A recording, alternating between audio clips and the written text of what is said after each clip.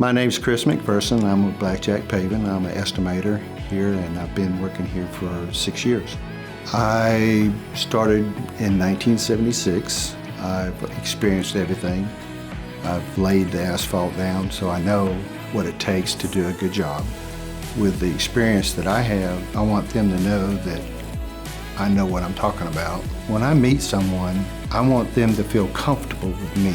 You know, if they like fishing, I'll talk about fishing. Hunting, talk about hunting. And that gets me an in to their personality and what they're gonna do, and more relaxed with me, that I'm gonna look over their job, make sure everything is done properly, and then when we get through the job, I meet with them, are you satisfied?